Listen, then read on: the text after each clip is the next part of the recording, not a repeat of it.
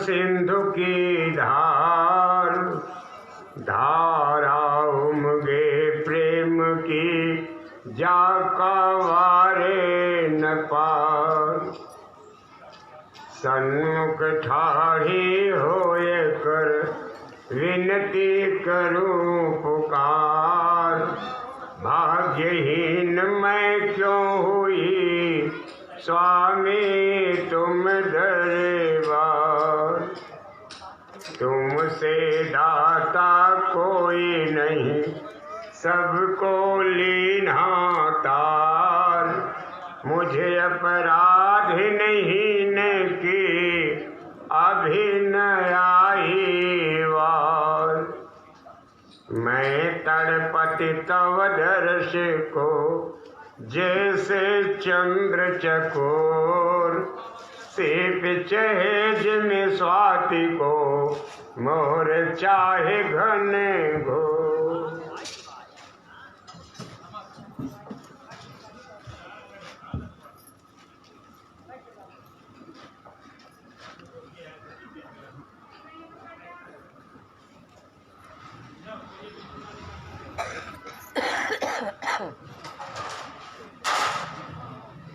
प्रातः स्मरणीय सर्वत्र विराजमान हम सबकी आँखों की ज्योत अनामी महाप्रभु रूप पूज्यपाद परम संत स्वामी बाबा जय गुरुदेव जी महाराज 9 वर्ष के इस अवसर पर आज इस भाई बहनों और बच्चों व अन्यान्य स्वजनों, आप सबसे विनती है आप एक एक शब्द को बड़ी गहराई और गंभीरता के साथ सुने और उस पर विचार करें। पूज्य स्वामी जी महाराज की निज मौज से हम सब भाई बहनों ने अपने दरवाजे पर लिखा, आओ सतयुग तेरा हार्दिक स्वागत है। हमने अतीत में जो देखा सो तो देखा, वर्तमान में जो देख रहे हैं, जिसका सामना कर रहे हैं सो सामने, लेकिन आने वाले भविष्य की सुंदर कांक्षा करोड़ों की तादाद में कर रहे हैं और करते रहेंगे। स्वामी जी महाराज ने कहा, इसी कलयुग में कलयुग जाएगा और इसी कलयुग में हजारों वर्षों के लिए सतयुग आएगा। इसे कोई माई का लाल रोक नहीं सकता। आसमान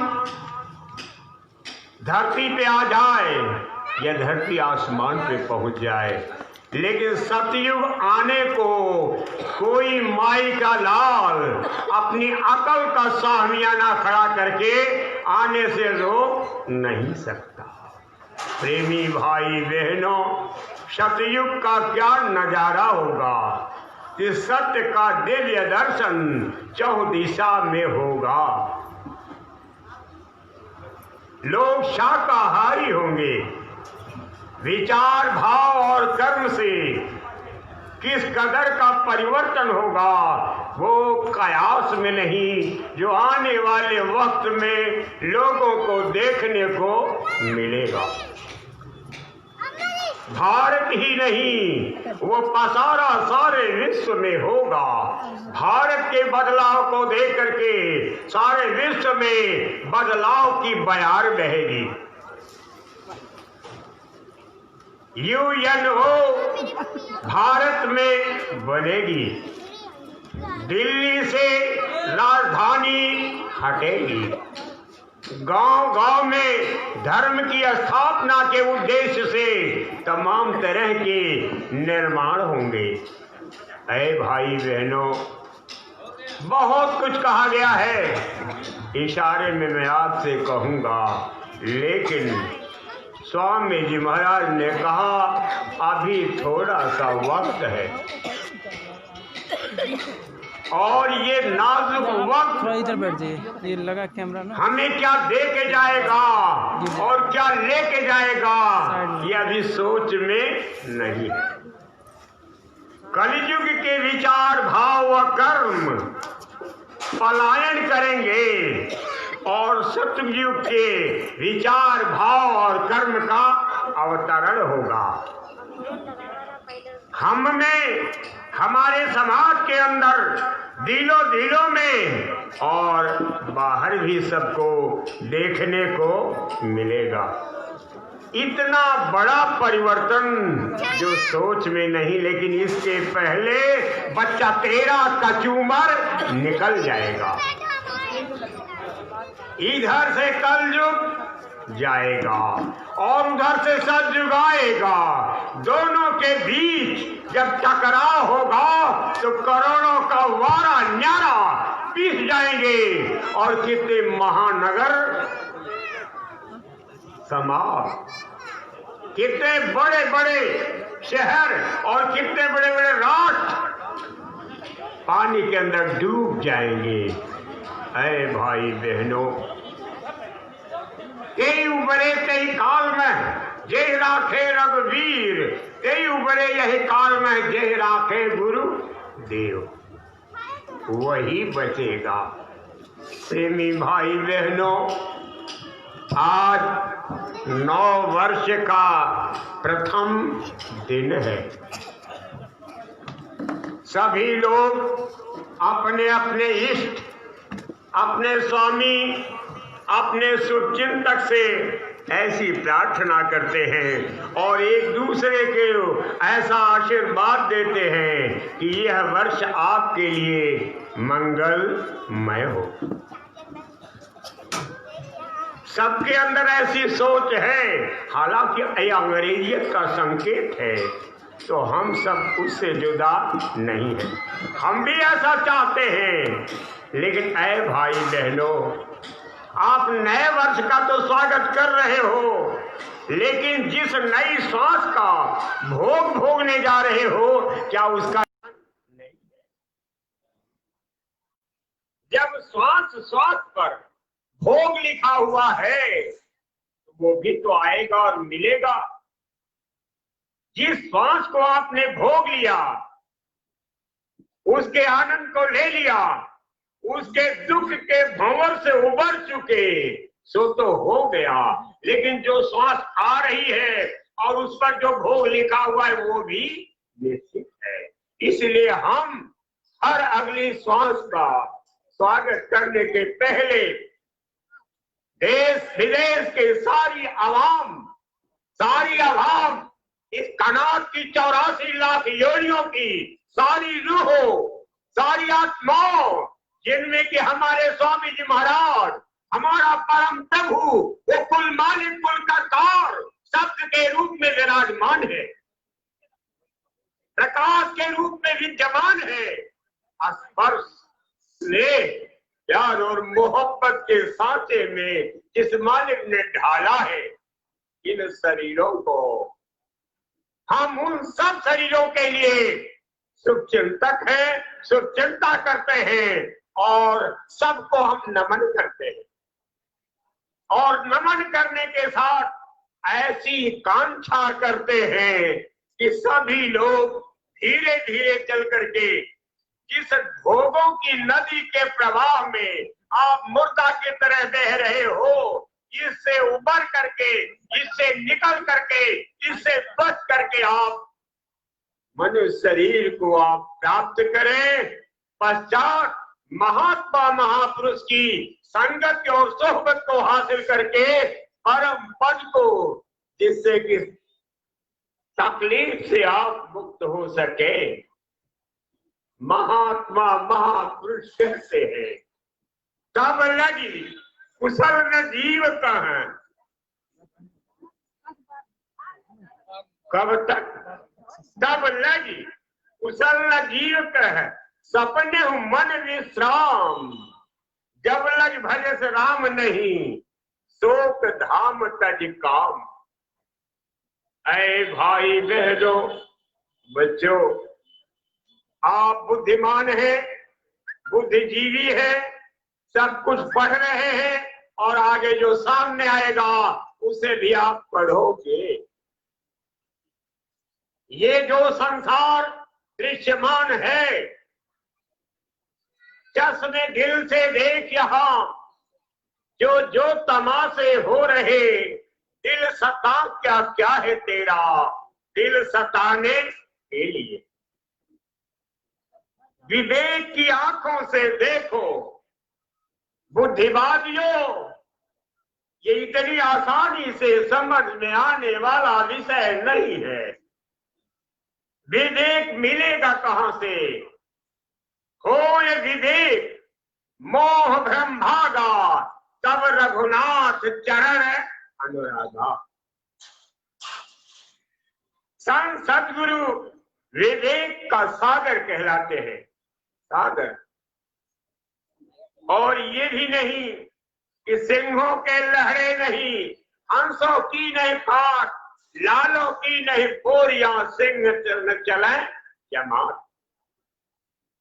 आप कहिए कि सदगुरु की बाजार लगी हो चारों तरफ, ये सोच से निकाल दीजिए। ऐसे नहीं कहा है कि सदगुरु खोजो प्यारी, जगत में दुर्लभ रतन यही, जिन पर दया मेहर सदगुरु की, जिनको दर्श गई। खोजो इतनी आसानी से मिलने वाले पुण्य पुंज बिनु मिलहि न संता, सत्संगति संस्कृति कर अंता। जब तक सत्कर्मों का ढेर नहीं लगा दोगे, तब तक महापुरुष मिलने वाले ऐसे ही चलते चलाते मिल जाएं, ऐसा आप कैसे सोच रहे हो? दाढ़ी बाल का नाम, लाल पीले वस्त्र का नाम, ऊंचे व्याख्यान का नाम, हिंदी उर्दू अंग्रेजी संस्कृत अरबी और फारसी बोलने वाले का नाम संत। संत किसको कहते हैं? अंत लखा सो संत का। सिंहों के लहरे नहीं चलते हैं कि 10, 20, 50 सिंह जा रहे हो। हंसों की बात आपने नहीं देखी, लाल की कहो गोरी 2-4 गोरी मिल जाए तो मिलने वाला। इसलिए महापुरुष कहते हैं सतगुरु की तलाश करो, उनके कदम पोसी करो, उनके कदमों को चूमो, प्यार और मोहब्बत की साया में देख करके शांति और सुकून के साथ उनकी खिदमत करो। मेहर आलूद की नजर जब आप पर पड़ेगी, इसी जिस्मानी मस्जिद में, इसी मनुष्य मंदिर में खुदा का दीदार होगा, भगवान का दर्शन होगा, बाकी न कहीं मिला है और न मिलेगा। अगर आपने ये सोच रखा हो कि मंदिर मस्जिद गिरजाघर गुरुद्वारे में वो बैठा हुआ, तो कह सकते हो कि है, क्योंकि वो चौतरफा है, वो कहां की हवा में नहीं है, जैसे चारों तरफ तैर रहा है, उसकी आभा तैर रही है, और जहां भी चाहोगे खोजोगे पाओगे। इसलिए मंदिर में भी है, मस्जिद गिरजाघर गुरुद्वारे में भी है, लेकिन दर्शन उस विश्व विधाता का जब होगा, इस दिल में होगा, मंदिर मस्जिद गुरुद्वारे में बैठा भगवान। जब भी दर्शन होगा इसी मनुष्य मंदिर में। संत वचन पढ़ते नहीं, पलट जाए ब्रह्मांड।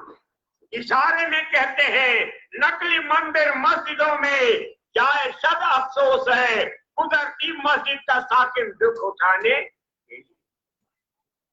ये कुदरती जो मंदिर मिला हुआ है, ए भाई बहनों, तमाम तरह का क्लेश आप इस संसार में आकर के 84 लाख योनियों में उठा रहे हैं, और यह सिरा इतनी जल्दी टूटने वाला। 184 भरम कर पग पर हट क्यों आए, और अब की पासा ना पड़ा तो फिर 84 केवल मनुष्य शरीर में आए। भाई बहनों, दोनों आंखों के बीच यहाँ सूरत भी है और मालिक भी है। इसके अलावा नीचे की जितनी रोहें हैं, सुतल वितल तलातल रसातल, आप नीचे चलते चले जाओ, और ऊपर कितने आकाश हैं और कितने भुवन हैं और क्या क्या रचना विस्तार है, पढ़ते चले जाओ। किसी भी शरीर में प्रभु का दर्शन मिलने वाला, इसलिए कि किसी के पास वो दरवाजा किसमें है? केवल 8 तत्व के इस चोले में जो मनुष्य शरीर में बैठे हुए। दोनों आंखों के बीच ये तीसरी आंख है जिससे उस परम प्रभु को आप देख सकते हो। जब आंख खुल जाएगी वो उस मालिक का नजारा जीते जी आपको देखने को मिलेगा, बाद मौत नहीं। इन 2 कानों के अलावा एक तीसरा कान सिर्फ सबके पास है, जिससे उस मालिक की आवाज उतरती है इस शरीर के अंदर। जब आप उस आवाज को सुनने लगोगे, आपका यह अंतःकरण धुल जाएगा।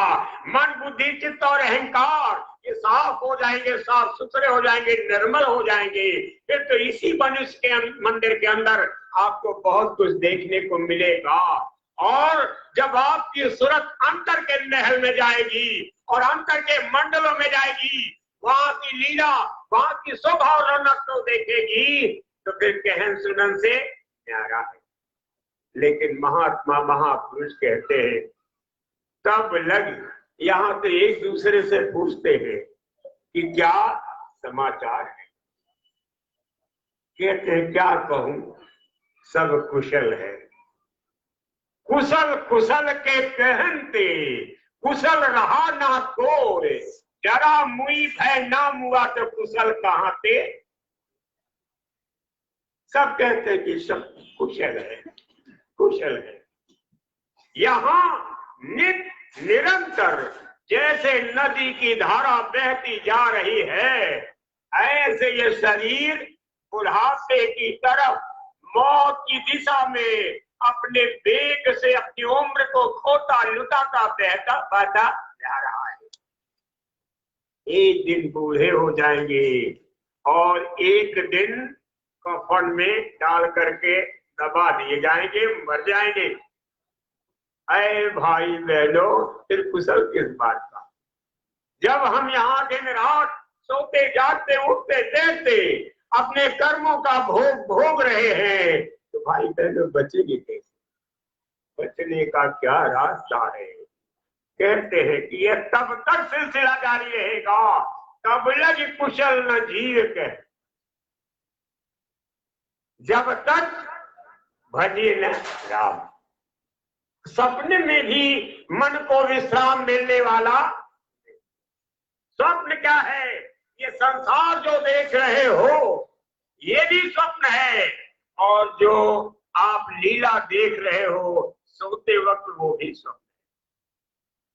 साफ लिखा है, धरण धाम धन पुर परिवारू, स्वर्ग नरक जह लग व्यवहारू, देखिए सुनिए पुनिय मन माही, मोह मूल परमारथ न। ये जो कुछ भी आप घर गृहस्थी और तमाशा और स्वर्ग और वैकुंठ और ऊपर की रचना और विस्तार देख रहे हो, ये एक तमाशा है। इस तमाशे में आपको सुख मिलने वाला कतई नहीं मिलेगा, किसी भी कीमत पर नहीं मिलेगा। सीधे महात्मा कहते हैं कि पिंड अंड ब्रह्मांड है नकली, असली पार बताया है, मेरी नजर में मोती आया। ये नकली है, और इस नकली रचना और विस्तार में और भोगों के भोग में और तमाम तरह के दृश्यों में आनंद मिलने वाला। स्वामी जी महाराज ने कहा ये जो संसार देख रहे हो ये माया नहीं, माया की छाया है। माया के अजीबोगरीब दृश्य का दर्शन आपको अंतर में देखने को, यहाँ की रचना और विस्तार न ये सत्य न वो सत्य।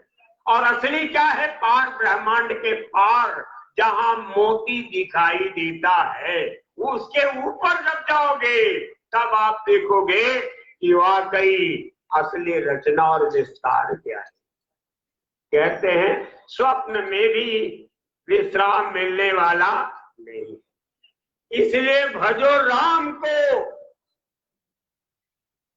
क्या? शोक धाम तजी काम, काम को त्याग दो। काम माने भोग नहीं, काम माने इंद्रियों का विकार नहीं। काम किसको कहते हैं? काम काम सब कोई कहे, काम न जाने कोई। चेतिक मन की कल्पना, काम कहावे सोए। मन की कल्पनाओं में डूबे हुए हो, जूझ रहे हो, दिन रात लड़ रहे हो। जब ऐसा हो जाए और वैसा हो जाए और ऐसा हो जाए और वैसा हो जाए और हम इतने बड़े देश के राजा बन जाएं और उससे बड़े राजा बन जाएं और हमारी कोठी बन जाए, गाड़ी घोड़ा महल अटारी, ये सब जो कुछ है ये सब इच्छा। महात्मा कहते हैं इच्छा मार भवानी, इच्छा रूपी भवानी को मारो वरना निजात मुक्ति या मोक्ष मिलने वाला नहीं। काम को त्याग दो, इच्छाओं से भगो। ये संसार का रुतबा सदा रहने वाला नहीं, ढल जाएगा। महात्मा कहते हैं कि विवेक की आंखों से देखो, यहाँ किसी को सुख मिलने वाला नहीं। भाई बहनों, आप सबसे इस प्रार्थना है, ये शोक का धाम है। धाम माने तीर्थ कहो, घर कहो या स्थान कहो, आप मान लो, गहराई के साथ आप अपने दिल में बिठा लो। महात्मा कहते हैं एक पंछी जो है अपने मन की व्यथा को लेकर के फिरता हुआ सारे पंछियों से मिलता है कि बताओ क्या तुम दुखी तो नहीं हो? कहा यहाँ दुखी कौन नहीं, कौन दुखी नहीं है? तुम ऐसा प्रश्न क्यों कर रहे हो? महात्मा कहते हैं सब दुखी है। ये शोक का धाम है, शोक का धाम। यहाँ सारे के सारे लोग, अगर बचना चाहते हो तो भजो राम को। सवाल इस बात का पैदा होता है कि राम कौन? महाराज दशरथ के घर में पैदा हुए वो राम या कोई और राम?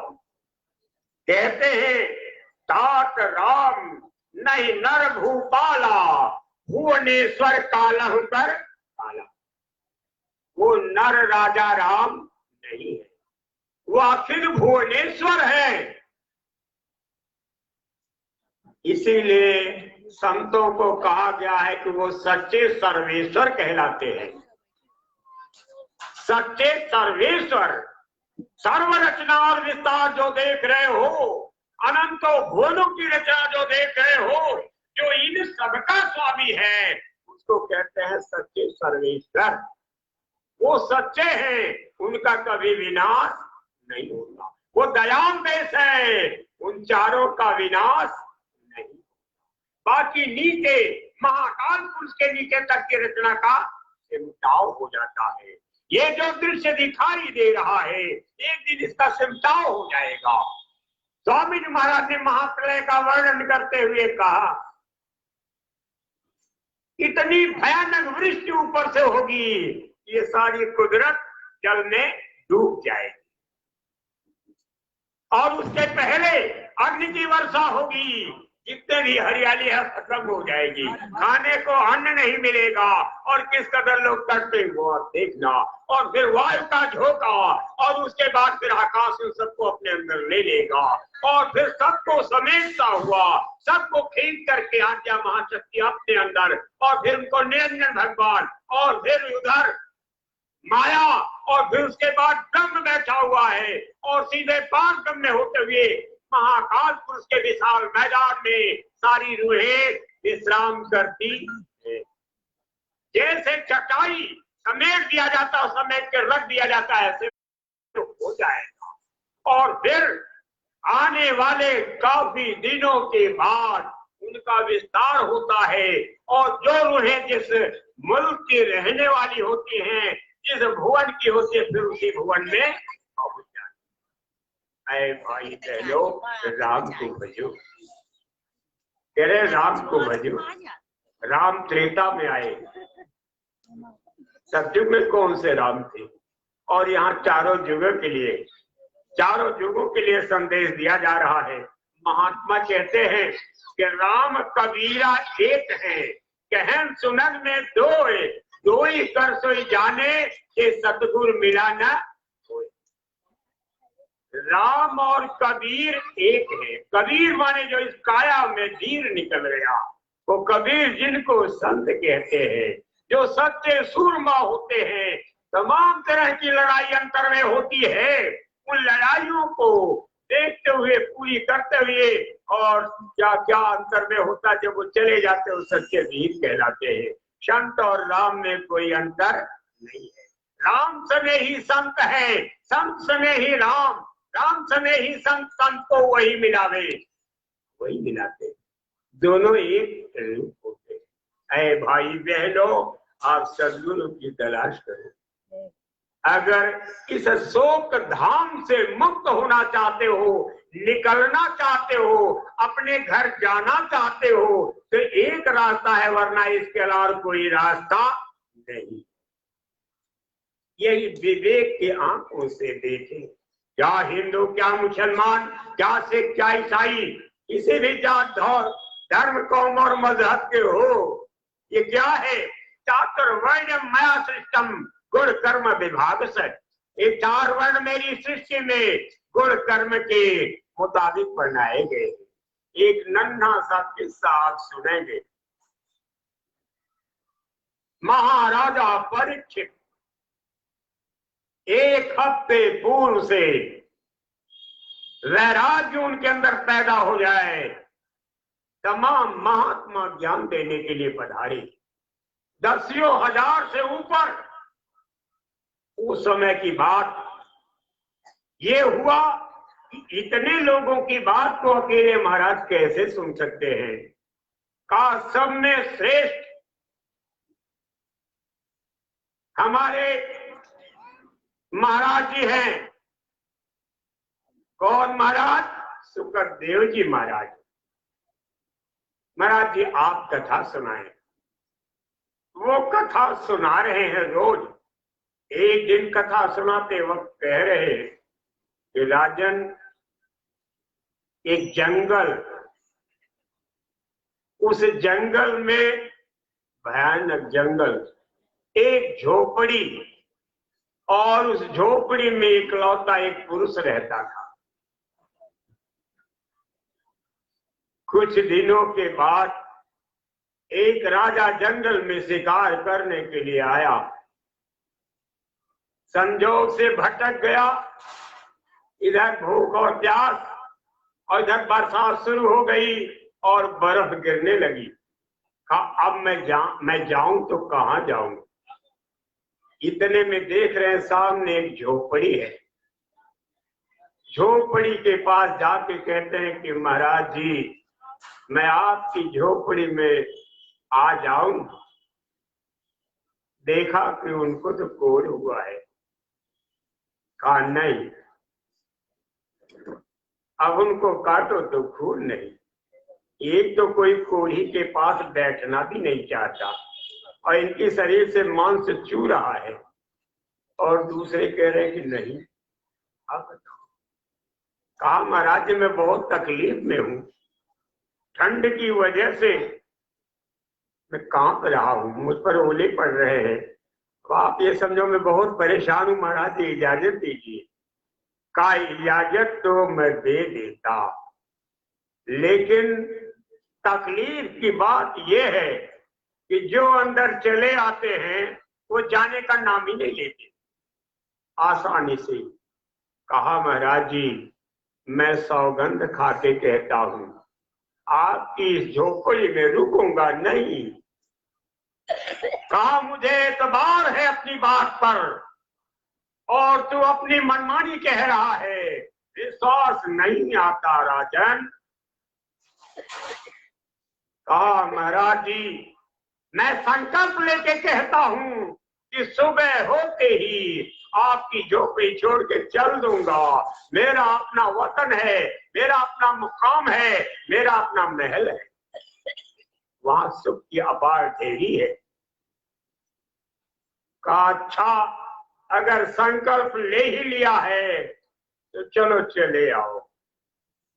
जैसे ही झोपड़ी के अंदर कदम रखा इतनी तेज दुर्गंध का भपका ऐसा फूटा, वो कल्पना का दुर्गंध था कि नाक भर गई और नाक दबा लिया। जैसे आप लैट्रिन में जाते हो तो दुर्गंध से भरी रहती है, दुर्गंध आता है, फिर धीरे धीरे जब अंदर बाहर एक रस तो फिर कहते हो कि यहाँ कोई दुर्गंध है नहीं, और कह दिया जाए तो वहीं विश्राम भी कर लोगे। फिर नाक खोली और फिर धीरे धीरे अभ्यास हो गया। कहा महाराज जी मैं थका हुआ हूँ, आप भजन पूजन कीजिए, मैं सोऊंगा। कहा ठीक है कोई बात नहीं। आप जब सो गए सुबह नींद खुली, महात्मन कह रहे हैं कि महाराज जी अब आप मेरी झोपड़ी खाली करें। कहा खाली तो कर ही दूंगा, लेकिन थोड़ी देर और विश्राम कर लेने दीजिए, महाराज मैं बहुत थका हुआ हूँ। कहा सो तो ठीक है, लेकिन तुमने जो संकल्प लिया था मैं उस संकल्प को याद दिला रहा हूँ कि तत्काल झोपड़ी खाली करो। महाराज खाली कर दूंगा, आप क्यों जिद करते हो बार बार, मैंने कह दिया ना, मैं जो कहता हूँ करता हूँ। इतने पर महाराज परीक्षित ने कहा कि महात्मन वो राजा कौन था? कहो राजा कोई और नहीं, महाराज परीक्षित। कहा मैं? कहा आप? कहा कैसे और कब? ऐसा तो कभी नहीं हुआ कि मैंने कोई वचन दिया हो और पूरा न किया। कहा महाराज जी जब आपको इस संसार में भेजा गया तो आप आने के लिए तैयार नहीं। कहा मुझे कहां भेज रहे हो? मेरी क्या दशा होगी? मेरी हालात को देख करके कोई चिंतक मुझको मिलेगा? कहा इसकी चिंता छोड़िए, आप जाइए। और जब मैं चला आया तो आने के बाद आप इस संसार से जाने का नाम नहीं ले रहे कि मुझे इस संसार से जाना है। आपको खुश होना चाहिए कि सुख दुख की रेडी अब कटने वाली है और अपने महल में जाने का वक्त आ गया, और आप कह रहे हो कि मुझे सब छोड़ करके जाना पड़ेगा। मत्था पकड़ करके बैठ गए। भाई बहनों ये जो देख रहे हो, जो आपका देश है, आपका मुकाम है, आपका महल है, आपके बच्चे और बच्चियां हैं और आपकी डिग्री है, आपका हुनर जौहर है, ये एक दिन आपको छोड़ के जाना पड़ेगा, छोड़ के जाना पड़ेगा। ऐसा कोई काम न करे कि नरकों में भयानक मार पड़े। कबीर साहब ने लिखा कि डिग्री न हो अदालत में, चाहे लाख झगड़वा हो यही, कहे कबीर गुनाहों का सब चोरी मुजरवा हो यही। सब हिसाब हो जाएगा और आपको भोगना पड़ेगा। भाई बहनों इतिहास उठा करके देखो, पांचों पांडव जब वासुदेव से मिलने के लिए जाते हैं तो वासुदेव ने कहा देखो मुझे देख रहे हो, मेरे पांव में तीर लग चुका है, मैं मृत्यु से जूझ रहा हूं, मेरे जाने का वक्त आ गया है, अब मुझे जाने से कोई रोक नहीं सकता। ये कर्मों का देश है, अवश्य में भोक्तव्यम कृताकृतम शुभाशुभम। आए आदमी, अवश्य ही भोगना पड़ेगा अच्छा बुरा जो कर्म करोगे। महात्मा कहते हैं, नर शरीर धरि जे पर पीरा, करहि तो सहहि महाभव पीरा। मनुष्य शरीर धारण करके अगर आप पर पीड़ा का कारण बनोगे, पर पीड़ा किसको कहते हैं? पर माने किसी दूसरे को तकलीफ पहुंचाओगे, एक तो ये है। एक पर पीड़ा ये है, पर माने एक धातु है, इसका अर्थ होता है आत्मा। आत्मा की पीड़ा का अगर कारण बनोगे, तुम्हारा काम कारण बनेगा, तो भाव की धीर सहोगे। महात्मा कहते हैं कि परहित लागी सजहि जो देही, संतत संत प्रशंसा देही। आत्महित के लिए जो देही सुख का परित्याग कर देते हैं, संतत संत उनकी प्रशंसा करते हैं। प्रेमी भाई बहनों, आपको भी सब कुछ छोड़ के जाना ही पड़ेगा, आप बच नहीं सकते। ऐसे ही सीधे भगवान कृष्ण ने अर्जुन से कहा, अर्जुन तुम पांचों पांडव सीधे चले जाओ हिमालय पर्वत पर और चढ़ते चले जाना। वहां उत्तर में आपको एक नदी मिलेगी, बड़ी खौफनाक नदी, काफी ठंडी होगी। उसी ठंडे जल में गिर करके और उसके बाद कहा जाओगे, क्या होगा? ये बात की बात है, इसलिए कि तुम सब पर आदमी की हत्या करने का पाप लग चुका है। वो पांचों भाई जाते हैं, संजोग से रास्ते में ही एक एक करके पानी तक गिरना, वो बात की बात, क्या हुआ वो बात की बात, लेकिन चारों भाई खत्म हो गए। अंत में एक इकलौता महाराज युधिष्ठिर का, अब मैं किधर जाऊं, अब मैं क्या करूं, कैसे क्या होगा, कुछ समझ में नहीं आ रहा है। इतने में एक कुत्ता सामने दिखाई दिया। कहो, जहां कुत्ता होता है वहां आदमी जरूर है, और जहां आदमी होते हैं वहां कुत्ता। अब इसी कुत्ते के पीछे पीछे चलूंगा। कुत्ता आगे आगे जा रहा है, उसी के पीछे पीछे वो चल रहे हैं। थोड़ी दूर तक जाने के बाद ऊपर से विमान आया, आके सामने खड़ा हो गया।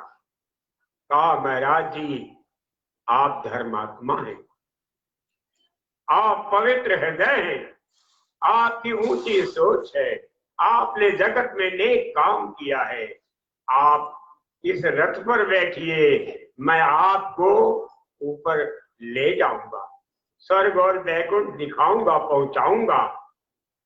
कहा, महाराज जी मेरा एक साथी बन चुका है ये कुत्ता, अगर ये न मिला होता तो आप तक न पहुंचता। एक काम कीजिएगा, पहले कुत्ते को बैठा लीजिए। कहा, महाराज ये कुत्ते के लिए विमान नहीं आया है, ये विमान आपके लिए आया है, आप बैठो और हम चल पड़े। कहा, महाराज जी धर्म होता है, धर्मो रक्षते रक्षित है, धर्मो भक्षत है। जो धर्म की रक्षा करता है, धर्म उसकी रक्षा करता है, और जो धर्म का भक्षण करता है, धर्म उसको भक्ष लेता है। और धर्म किसको कहते हैं? धर्म यो वाधते न धर्म कुधर्म कर अविरोधात् यो धर्म सधर्म सत्य विक्रम। जो धर्म एक दूसरे के सामने बाधा बन करके खड़ा हो जाए, वो धर्म नहीं। धर्म वो है जो अविरोधात्, जिसका कहीं कोई विरोध न हो, जो सर्व जगह विजित हो, वो धर्म है।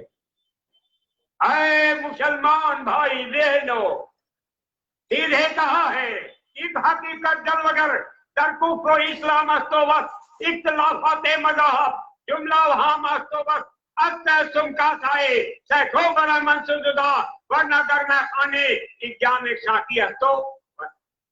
एक ही हकीकत, एक ही सच्चाई उस मालिक के देश में जाहिर यानी जलवागर प्रकट है। एक ही शाकी और एक ही प्याला और एक ही शराब सबको पिलाई जा रही है। वहां कोई फर्क नहीं। वहां ऐसी शराब नहीं है जैसी आप यहाँ जमीन पर देखते हो, वो प्यार की शराब है। सीधे लिखा है कि वजू का तोड़ दे पूजा शराबे शौक पीता जा। वो अंतर क्या भेद है, अंतर का विषय है। अगर कथा बढ़ाऊंगा बहुत लंबी हो जाएगी।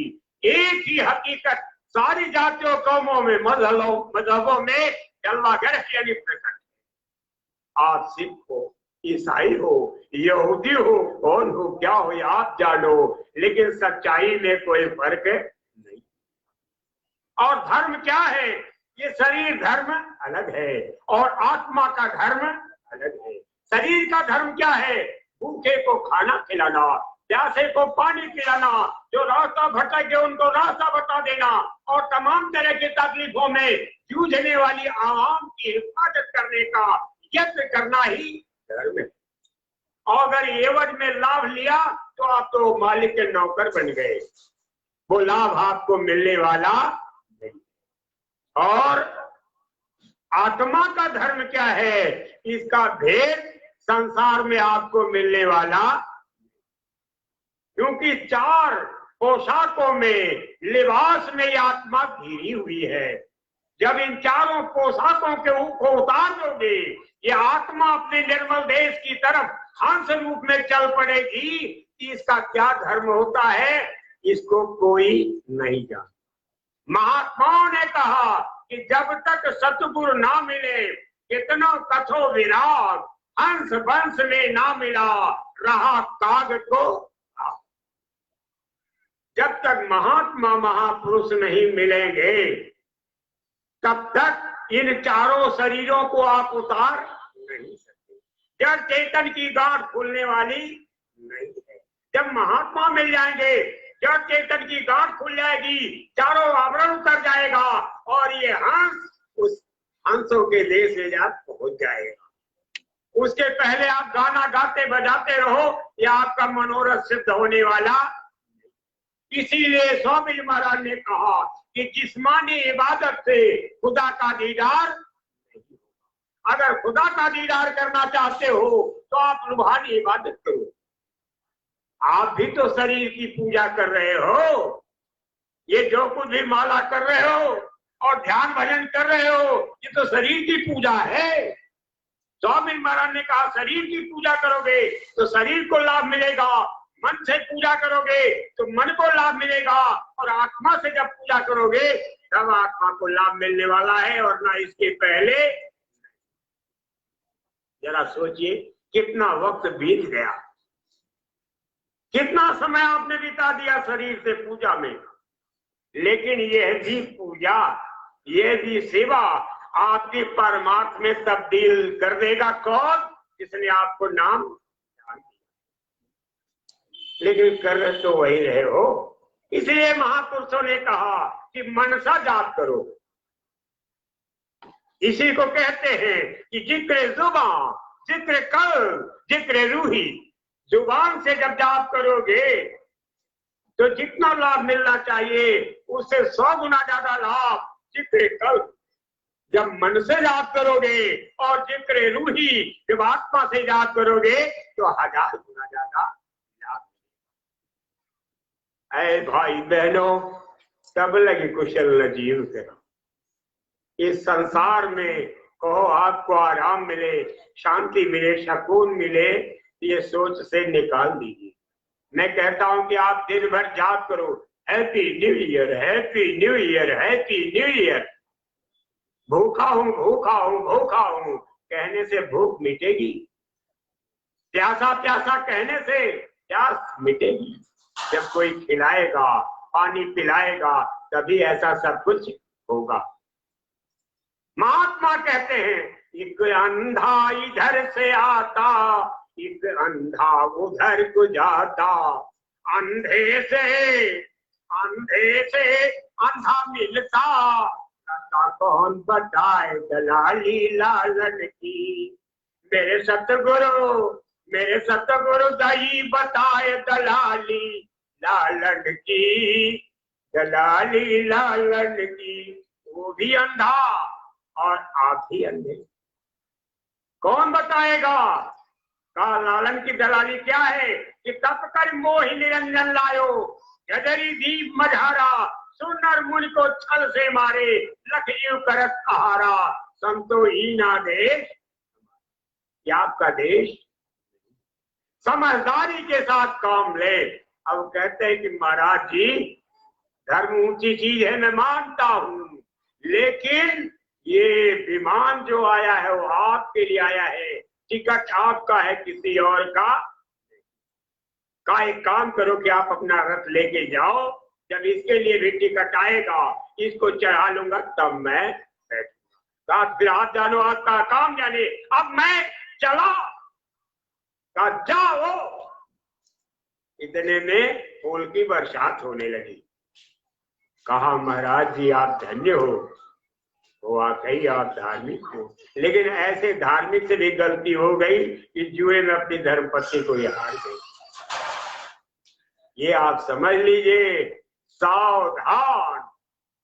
जब उनको ले जा करके दिखाया जाता है, वो थे धर्मराज, कुत्ते के रूप में। जब भी आप साधना करोगे, कान खोल के सुन लीजिए, धर्मराज मिलेंगे।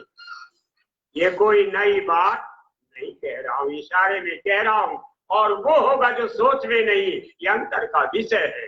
अब वहां दिखाया जा रहा है कि महाराज जी ये तो स्वर्ग है, इसे आप बाद में देखना, जरा पहले नर्क देख लीजिए। जब नर्क दिखाया गया, माया भी आवाज निकल रही है, माया का खेल, एक कौतूहल, एक आश्चर्यजनक दृश्य कि भैया आप बचा लो, बचा लो, बचा लो। ये क्या है? कहा पट दो, बचा लो, कोई बचाने।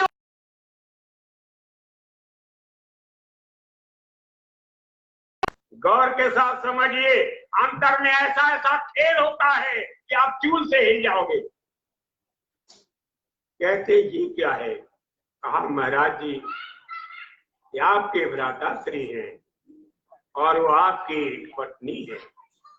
कहा हमारे भ्राता और हमारी पत्नी नरक में। कहा क्या करोगे आप? आपका बस यहाँ नहीं चलने वाला। साथ एक काम करो कि आप मुझे यहाँ छोड़ दो, मैं लोगों के साथ रह लूंगा, जी लूंगा। कहा महाराज जी ये हस्तिनापुर नहीं है, यहाँ आपका कानून नहीं।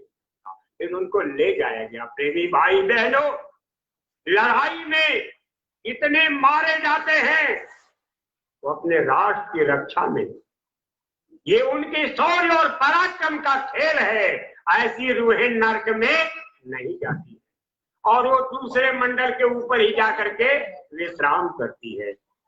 लेकिन अरे भाई बहनों, बड़े गौर के साथ सुने, ये है कानून, इसको कहते हैं कानून। वो माया का खेल था। आप साफ सुनो, ये सीधे महापुरुष जमीन पर आए, 14 अवतार, 14 अवतार आए। और क्या हुआ? कहा चारों युग में ये अवतार, वो अवतार, वो अवतार, वो अवतार, युग युग में अवतार आए। और उनकी लीला क्या हुई कि उन अवतारों को भी काल बांध करके लेके चला गया। सीधे महात्माओं ने कहा कि जोगी जति जग ज्ञानमती, सीता सती और राम को खायो। अब बताओ, आप सोचो जरा दूर तक। साफ कहा है कि दशरथ भेद भगत मन लायो, ताते उमा मुक्ति नहीं पाए। ये इशारा तो आप अपने लिए सोचो। इस देश में आपको आराम मिलने वाला नहीं है। केवल एक विकल्प है कि सतगुरु खोजो री प्यारी, जगत में दुर्लभ रतन यही। जिनको महापुरुष ने नाम दान दे दिया है वो तो बात दिल दिमाग से निकाल दे। सिंह दहन सतगुरु गहन, केला फरनिक हाथ। सिंह का दहना, केले का फरना और सतगुरु का पकड़ना एक बाल। आपको नामदान मिल गया है, आप कमाई करो, आज नहीं तो कल, कल नहीं तो परसों, निश्चित रूप से आपको जाना ही है, जाना ही जाना है। आप कहा है कि जाको दर्शन युक्त है, वाको दर्शन उक्त, जाको दर्शन युक्त नहीं ताको युक्त न उक्त। जिसको जमीन पर दर्शन मिल गया परम प्रभु से मिले नहीं, मिले न मिले, लेकिन यहां मिला तो मिल ही गया। आपकी रूह जाएगी, लेकिन जाएगी तो आसमान में कहां टहलेगी। लिखा है कि ऐसे आना जाना बना है। इनेस सनासत सुखने कहते महाकाश का जोश से याकूब में यखार बरामद एक कतरा अदा बहर जुदा सुक्ति खुदा एस क्यों आदम अजी हुजरा एक फलदार बरामद। ये सारी रूह एक कतरा है, कतरा है। और ये तनासक का मसला, ये आवागमन का मसला, ये आने जाने का रास्ता, ये सनातन है और रहेगा। आते रहो जाते रहो। तभी कहा कि संत मही विचरत के हेतु आप तलाशो, और जिनको मिल गए हैं उनको आप तलाशने की जरूरत नहीं है। आपको मैं पर्चा दे के जाऊंगा कि सत्संगी किसको कहते हैं और गुरु किसको कहते हैं। जरा गंभीरता के साथ पढ़ना और दूसरों को पढ़ाना कि गुरु किसको कहते हैं और गुरु भाई बहन किसको कहते हैं। और साथ ही साथ सन 52 में स्वामी महाराज ने लिखा, साफ तौर पे लिख लीजिए कि जब महात्मा महापुरुष अपने बीच नहीं होते, ओझल हो जाते हैं, दिखाई नहीं देते, ऐसी विषम परिस्थितियों में सत्संगियों को क्या करना चाहिए। आप मानो या मत मानो, वो पर्चा ले लेना, पढ़ना और पढ़ाना और साफ कह देना ये लक्ष्मण रेखा है। अगर लक्ष्मण रेखा को पार किया तो सीता हरण होगा, और फिर तो रावण और कुंभकर्ण और मेघनाथ और कैसे कैसे लोगों का मरण होगा, तब जाकर के प्रभु से मिला। साफ कहा कि मेघनाथ ऐसे मरने वाला नहीं। कैसे मरेगा। नींद नारी भोजन परिहरई, ताके मारे पिया मोर मरई। वो मेघनाथ कोई और नहीं है, वो है मन। मन, यही मन जिस्म के अंदर बैठा हुआ है जो बंधन और मोक्ष का कारण बना है। ये मन आपके बस में आने वाला नहीं। और जब मेघ की घनाघोर बरसात होने लगेगी और गर्जना होने लगेगी तो उस समय आप डरपोगे जैसे सीता डरे। ऐसे ही सूरज थर कांपती है कि अब ये क्या तकलीफ, कैसी तकलीफ। तो 3 चीजों को त्यागना होगा, नींद नारी और भोजन। ये साधना की बात मैं कर रहा हूँ। अंतर में जब रूह चढ़ेगी तब ये खेल देखने को। प्रेमी भाई बहनों, विनती है कि आप अपने को सुरक्षित पालें, सुरक्षित पाले, तब कहना कि अब हम सुरक्षित। महाकाल पुरुष की सरहद को पार करके जब आप सत्यलोक में जाओगे तो उसके आगे की रचना सब सत्य है। फिर आगे अलग और अगम और फिर अनामी महाप्रभु का देश है। वहाँ भीड़ नहीं लगी है, लेकिन वहाँ हंस से मोती चुगते हैं मानसरोवर में। और वहीं विशाल मैदान, ज्ञान का विशाल सागर आपको देखने को मिलेगा। और क्या क्या खेल होगा जब आप जाओगे तो देखोगे ये मेरा विषय नहीं। मेरी आप सबसे प्रार्थना है कि अगर सुख पाना चाहते हो तो शोक धाम को त्याग करके, विविध कामनाओं को त्याग करके आप अपने देश में चलो, वहां आपकी आत्मा का कल्याण होगा, वरना यहाँ आपको सुकून मिलने वाला नहीं है। आप कोई भी हो, साथ ही साथ आपका मन गंदा, आपकी बुद्धि गंदी, चित्त गंदा, अंतःकरण गंदा, इससे खुदा की इबादत नहीं हो। इसके अंदर रहम नहीं है, दया नहीं है, तो आप क्या पूजा करोगे? आप क्या पूजा करोगे? हजार जो हो इबादत, हजार इस्तगफार, हजार रोजा रोजाना नमाज, हजार ताके सब आदात देदारी कबूल नहीं कर खातरे क्या जाए। आप हजार रोजा नमाज और इबादत करो, अगर एक भी दिल को दुखाया तो तेरी इबादत कबूल होने वाली। इसलिए आप शाकाहारी हो जाए।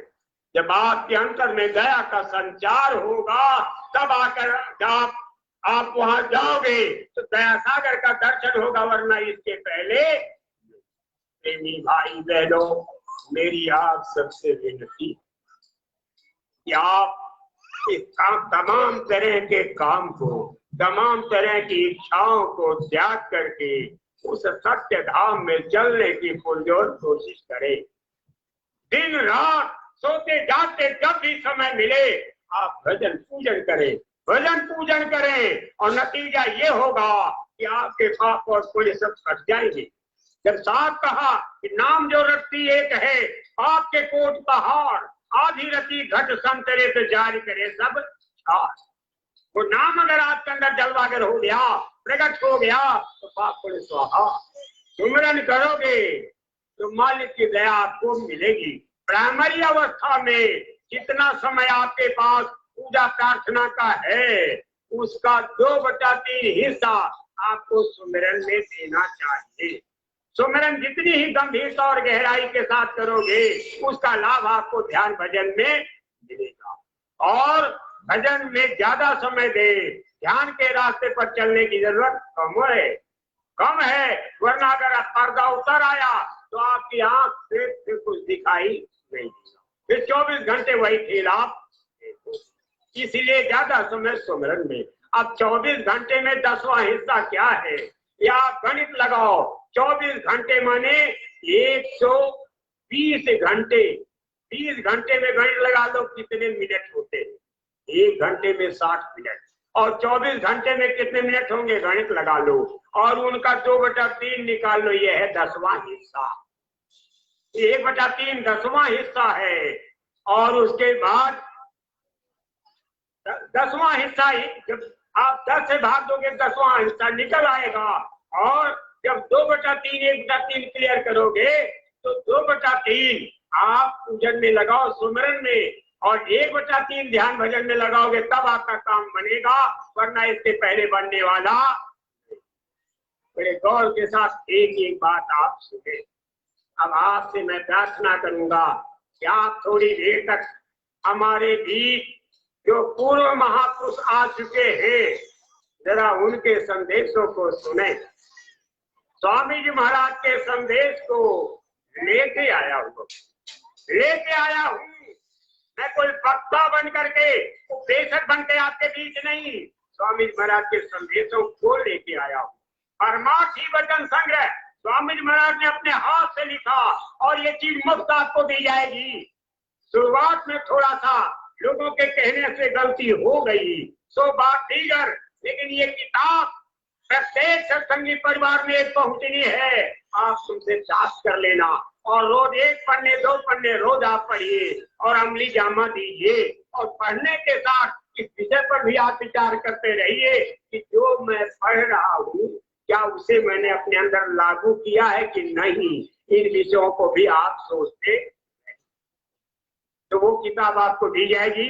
फोटो भी स्वामी महाराज का दिया जाएगा, पैसा एक नहीं दिया जाएगा। आप पहले थोड़ी देर तक वाणी का पाठ सुने। जय गुरुदेव। ज्ञान समागम प्रेम सुख दया भक्ति विश्वास। महात्मा महापुरुष कहते हैं कि ज्ञान समागम, ज्ञान किसको कहते हैं? ये ही जाने जग जाई हेराई, जागे यथा स्वप्न भ्रम जाई। उसको ज्ञान कहते हैं। कह रहे ये तो सपना है, सब बेकार है, और वो भ्रम चला। इसको कहते हैं ज्ञान। ज्ञान किसको कहते हैं? अरे ये जमीन जायदाद माल असबाब को जाने वाला साथ में बड़ा ज्ञान कहते हैं, ये ज्ञान वो ज्ञान। और तब तक किसी ने कहा कि चलो जरा आपको आज एक अजीब ज्ञान सिखाएं, तो धीरे से कहा एक गिलास लीजिए, तो आप एक गिलास पीते ही ज्ञान। ये है बुद्धि का बोध। बुद्धि के बोध से आपका काम होने वाला। तो बुद्धि में थोड़ी सी चेतना आई और आप जगत का काम करने लगे, और इसी में क्या हुआ कि नारी पराई आपनी हो गए सो नर नर के जाने। नार पराई हुए अपनी है। अगर आप भोग रहे हैं तो सो नर कहाँ जाएंगे? लेकिन जब भोग की इच्छा को आप त्याग दोगे और भोगते हुए भी निष्काम हो जाओगे, काम बन जाएगा। हमारे स्वामी महाराज ने कहा कि बदन में गर्मी लग रही थी, तप रहे थे, और धीरे से नाक बंद किया और तब में ऐसे कूदे और फिर निकल के बाहर आ गए, फिर अपने काम में लग गए। कहने का मतलब कि आसक्त नहीं होना है। आसक्त भ्रमण फंस जाता है, जैसे पंकज पंखुड़ियों में सिम अबुध जीव फंस जाता है मद मोह जाल की कड़ियों में। मद और मोह, मद क्या चीज है?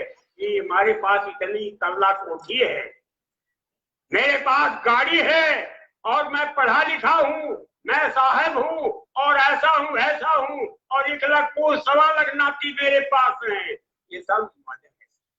और मोह क्या है? कि छोटे छोटे बच्चों के हाथ में अगर खिलौना पकड़ा दीजिए, आप ही पकड़ो और आप ही मांगोगे तो देने के लिए तैयार। यही मोह हो गया, जिसको कहते हैं मोह सकल व्याधि कर मूला, उनते हिते उपजाई बहु सूला। उससे तमाम तरह की यातना पैदा होती है, मोह से। अगर मोह नहीं होगा तो आपके अंदर अहंकार नहीं पैदा होगा कि मुझको लेना, इच्छा नहीं पैदा होगी, लोभ नहीं पैदा होगा, और आप तकरार नहीं करोगे। महात्मा कहते हैं संत मिले सतपंथ मिला, कुपंथ कला सब दूरी बहाओ। ऐ भाई बेदो, ऐ जिज्ञास श्रद्धाल प्रेमियों, विनती है कि जब संत मिल गए और सच्चा रास्ता मिल गया, कि दोनों आंखों को बंद करो और सीधे गगन में चढ़ो चढ़ो, तो फिर कुपंथ कलह सब दूरी बहाओ बहाओ। जो कुमार्ग पर चले, कुमार्ग क्या है? कि दोनों आंख के नीचे चाहे किस रास्ते पर आप जा रहे हो, वो कुमार्ग है। उसको कुमार्ग कहते हैं। वो अच्छा रास्ता नहीं है। फंसने की, बहकने की, भटकने की, भ्रमित होने की गुंजाइश पूरी बड़ी। कुपंथ कलह सब दूर बहाओ। कलह माने विवाद, एक दूसरे के पर टकराव, हिंसा का रास्ता और वाणी का प्रहार, और एक दूसरे पर अंगार फेंकना, या बंद करो। जब कहा है कि विधना ने जो लिख दिया, छठी रात के अंग राई घटे न तिल बढ़े रे मन रहो निशंक।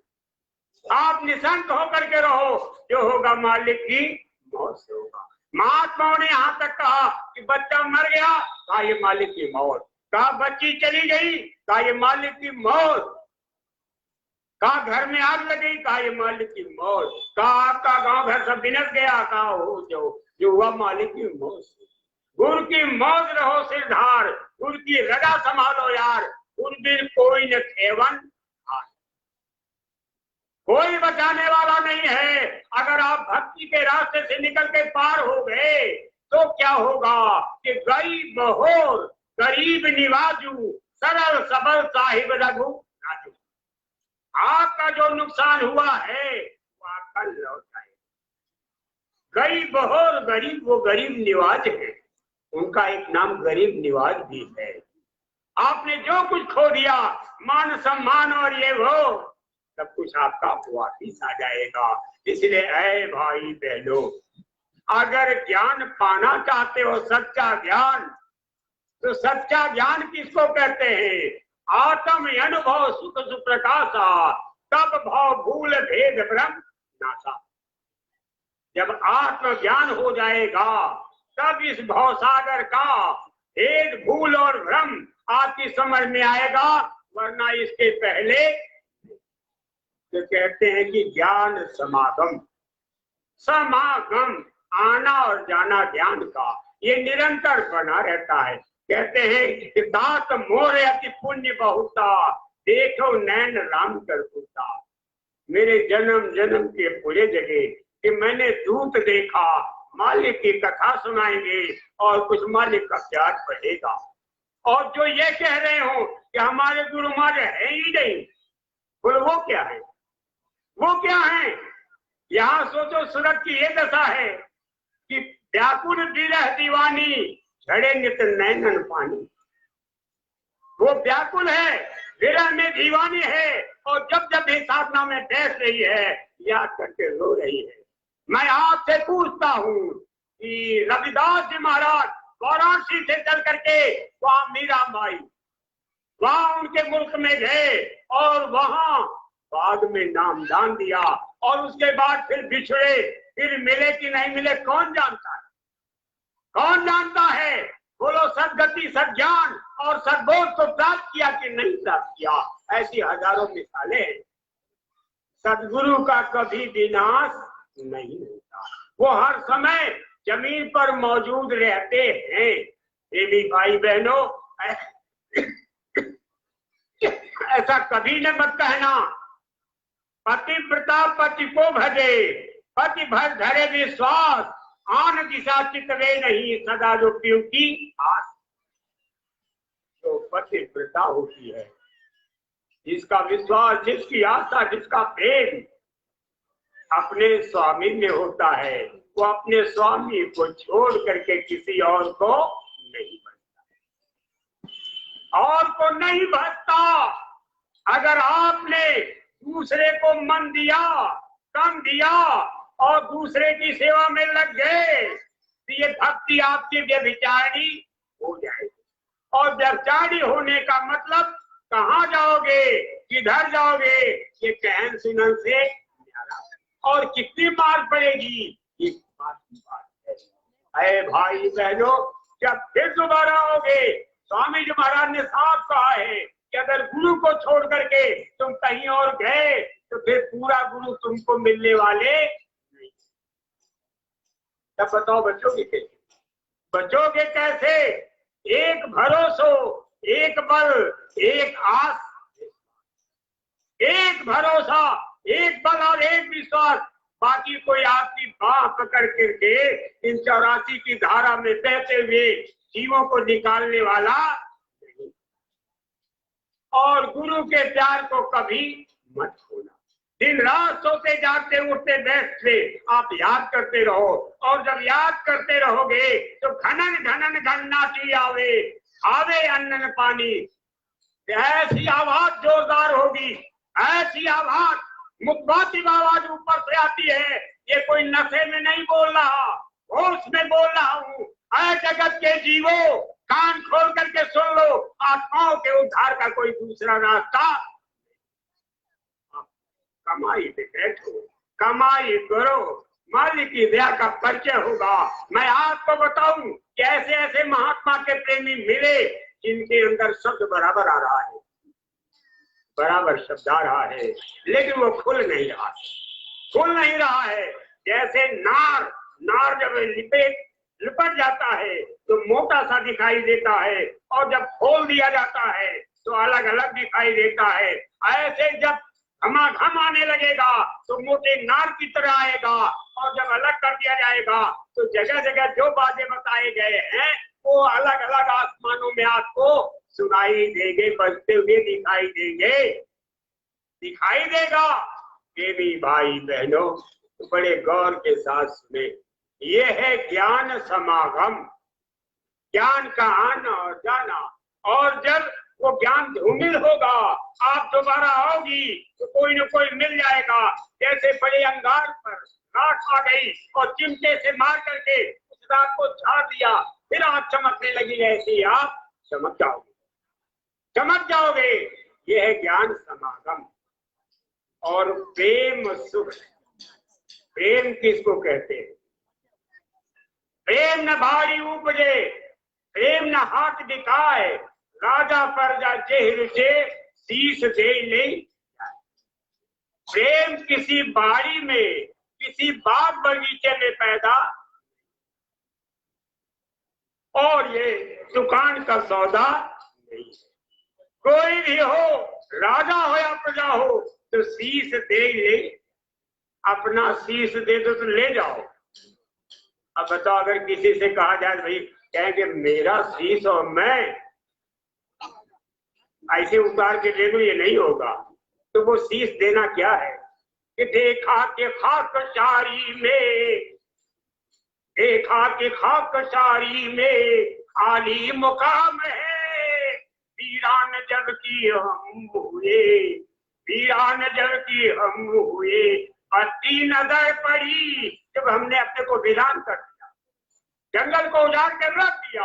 ये जंगल क्या है? वो ममता की बात, जो कुछ भी मिला का कुछ नहीं, कुछ नहीं, कुछ साथ जाने वाला। तब वो प्रेम की दात मिलती है। वो प्रेम की दात है क्या? शब्द। यही है सतगुरु का प्यार। सतगुरु का प्यार। गैब माह गुरुदेव मिला, दीन्हा कर प्रसाद। गैब में यानी गुफा में गुरु का दर्शन हुआ और अपने कर से, अपने हाथ से प्रसाद दिया कि झमाझम बाजे बजनी। यही है प्रेम। इसी को कहते हैं प्रेम। ये जगत का प्रेम प्रेम। आप बहुत सुंदर हो और अगर चेहरे पर कुछ रोग हो जाए तो उलट के कोई देखने वाला, एक बड़ी सुंदर देवी,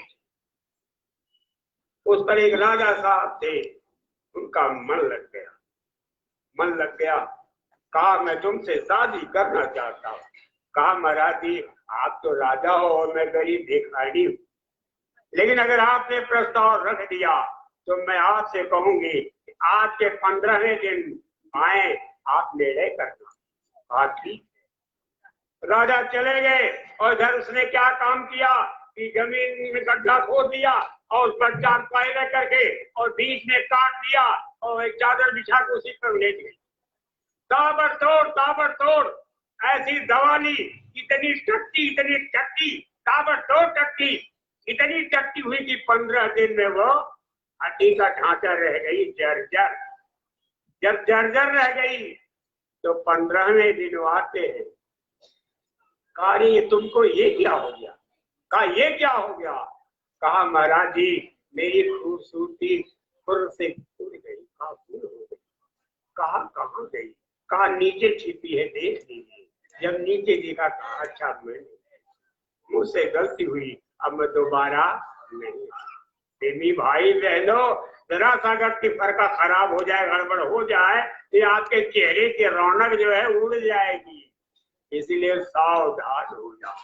ये जगत के प्रेम को प्रेम नहीं कहते हैं। सोचो आप, चारों अवतार थे, चारों भाई अवतार थे, लेकिन जरा सी बात आई कि राजा कौन बनेगा, और इतना बड़ा झगड़ा और इतना बड़ा विषाद खड़ा हो गया कि 9.25 लाख वर्ष बीत गए, आज तक गाना गाया जा रहा है। बोलो ये क्या, ये क्या है? और आप रोज जो है सुख की बेला सामने ला रहे हो, ये हमारा हिस्सा है, वो हमारा हिस्सा है। बहुत पहले मैंने कहा था कि आज आप जमींदार हो, 40 बीघे के काश्तकार हो, जब 4 बच्चे पैदा होंगे तब 10 बीघा हाथ में आएगा, और जब उनके 4 होंगे तो 2-2 बीघा, और फिर उसके बाद 100 बरगद और 150 बरगद के आप खातेदार बचोगे। बताओ क्या होगा? आज आप किस घाट पर पहुंच रहे हो, जरा सोचिए। अरे भाई बहनों, घर में सोना चांदी हीरा जवाहरात था और मोती थे।